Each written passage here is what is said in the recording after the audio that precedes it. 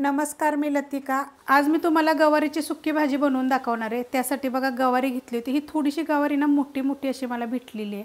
तर आपण आज ह्याची भाजी करूया। तर ह्याची कशी बी भाजी करू शकता माहिती आहे, अशी निबार जरा गवारी असेल ना तर ह्याला काय करायचं, नीट करायची, अशी थोडी मोठी मोठी बारीक जरी केली तरी चालेल आणि थोडीशी उकडून घ्यायची पाण्यामध्ये, म्हणजे जरा शिजवायची, थोडीशी एक 5 मिनिटं तरी शिजवायची आणि गाळून घेऊन जर त्याची भाजी केली तरी पण छान लागते। आणि मी तुम्हाला दाखवते ह्या पद्धतीने जरी केली तरी पण छान लागते। कढई गरम करत ठेवली, त्यामध्ये आपण तेल टाकून घेऊया। 1 चमचा तेल टाकायचं, कडक गरम होऊन देऊया। तेल गरम झालेलं आहे, त्याच्यामध्ये जिरे अर्धा चमचा छोटा, कढीपत्ता, 7 ते 8 लसणाच्या पाकळ्या आणि 2 हिरव्या मिरच्या मी कुटून घेतलेल्या आहेत। त्याच्यामध्ये मोठ्या आकाराचा कांदा बघा एकदम बारीक कापून घेतलेला आहे आणि हा कांदा आपण चांगला भाजून घेऊया। कांदा भाजून घेतलेला आहे। आता ह्याच्यामध्ये आपण थोडीशी हळद टाकूया आणि ह्याच्यामध्ये एक मोठ्या आकाराचा टमाटर बघा एकदम बारीक कापून घेतलेलं आहे।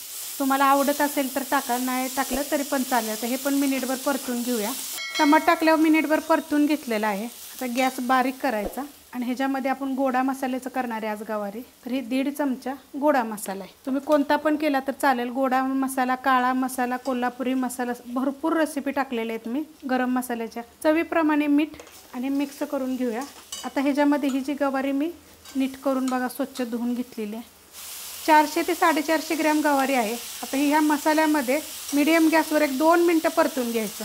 मिनिटभर परतून घेतलेलं आहे। आता गॅस मी बारीक करते आणि बारीक गॅसवर आपण ह्याला झाकण ठेवून एक 10 मिनिटासाठी, 10 ते 15 मिनिटासाठी बारीक गॅसवर वाफळून देऊया। 15 मिनिटं होऊन गेलेत, मी बारीक गॅसवर ठेवलं होतं बघा, मस्त अशी झालेली आहे। त्याच्यामध्ये एकदा मी हलवली होती, हलवायची, कारण जर जाड कढई किंवा पातळ कढई जर तुमची असेल ना तर खाली लागतं। आता ही माझी जाड कढई आहे बघा, अशा पद्धतीत झालेली बिना पाण्याची गवारी आणि गोड्या मसाल्याची एक नंबर लागते। तुम्ही करून बघा। रेसिपी आवडली की लाईक करा, सबस्क्राईब करा, कमेंट करा आणि शेअर बी करा।